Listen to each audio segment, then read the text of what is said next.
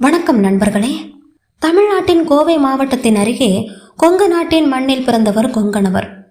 இரும்பு பாத்திரங்கள் செய்து விற்று வாழ்க்கை நடத்திய ஏழ்மையான குடும்பத்தில் பிறந்தாலும் கொங்கணவர் ஒரு நாள் மாட மாளிகைகள் கட்டி வாழ்ந்தார்.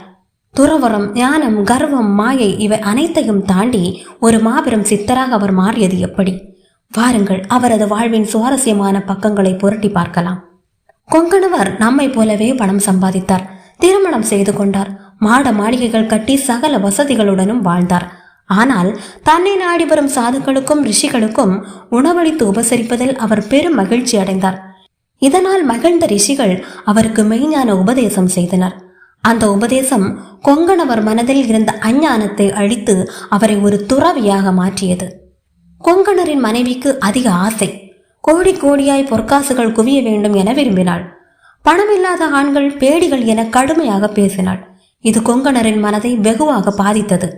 இந்த நேரத்தில் தான் ஒரு சித்தர் தங்க காசுகளை வரவழைப்பதையும் கைகளால் வாசனையை உருவாக்குவதையும் பார்த்து தானும் அந்த வித்தைகளை கற்க வேண்டும் என்ற ஆவல் அவருக்குள் எழுந்தது. அப்போது கொங்கணருக்கு அவரது குருவான போகரின் தரிசனம் கிடைத்தது. போகர் கூறினார், கொங்கணா, மந்திர உபதேசம் செய்வது எளிது. ஆனால் அதை தொடர்ந்து தவம் செய்வது என்பது உயிர் வளர்ப்பது போன்றதல்ல, அது உயிர் உருகுவது போன்றது. ஆனாலும் கொங்கணவர் விடவில்லை. தவம் செய்ய தொடங்கினார். தவம் என்பது சுயநலமற்ற தர்மம், யாகம் என்பது தன்னலம் சார்ந்தது. இந்த வேறுபாட்டை உணராத கொங்கணவர் மனதில் ஏன் தவம் செய்ய வேண்டும், யாகம் செய்து சித்தனாகலாமே என்ற மாயை தோன்றியது. அப்போதுதான் செய்த தவத்தின் பயனாய் கௌதமர் என்னும் மகரிஷி அவர் முன் தோன்றினார். அவர் தவம் மற்றும் யாகத்தின் வேறுபாட்டை கொங்கணவருக்கு உரைத்தார். உண்மையை உணர்ந்து கொண்ட கொங்கணவர் மீண்டும் தவத்தில் மூழ்கினார். யாகம் வளர்த்து தவம் செய்ய முயன்ற காலத்தில் கொங்கணவர் யாரை கோபத்துடன் பார்த்தாலும் பற்றி எரிந்து விடுவார்கள். ஒரு நாள் ஒரு கொக்கு அவர் மீது எச்சமிட்டது. கோபத்தின் பிடியில் இருந்த கொங்கணர் அந்த கொக்கை கோபத்துடன் பார்த்தார். அடுத்த நொடி கொக்கு சாம்பலானது. இந்த தவோ பலத்தால் அவருக்குள் பெரும் கர்வம் எழுந்தது. அடுத்து அவர் யாசகம் கேட்டு சென்ற இடம் வள்ளுவரின் குடிசை. அப்போது வள்ளுவரின் மனைவி வாசுகி அவருக்கு பணிவிடை செய்வதில் மும்முரமாக இருந்தார்.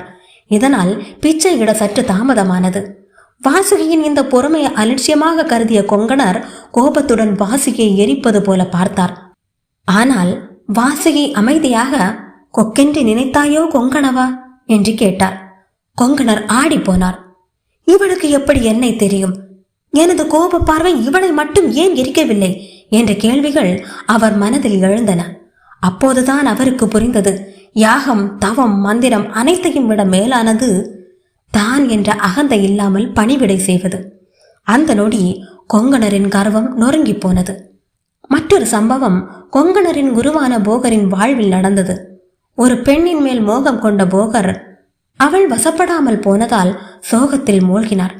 குருவின் துயரத்தை போக்க ஒரு கற்சிலைக்கு உயிரளித்து அதை ஒரு பெண்ணாக மாற்றி போகரிடம் அளித்தார் கொங்கணர். ஆனால் போகர் சிரித்தார்.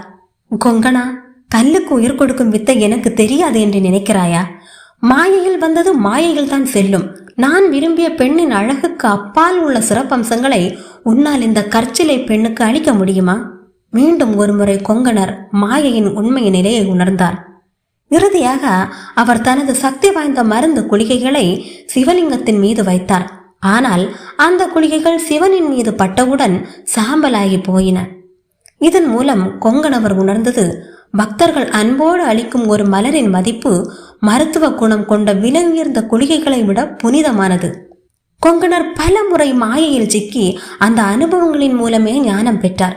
அகந்தை, ஆசை, கர்வம் ஆகிய மாயைகள் இல்லாமல் தன்னையே அறிந்த போதுதான் அவர் ஒரு மாபெரும் சித்தராக மாறினார். கொங்கணரின் கதை ஆசைகளையும் அகந்தையையும் துறந்து உண்மையான ஞானத்தை தேடும் ஒவ்வொருவருக்கும் ஒரு சிறந்த பாடம்.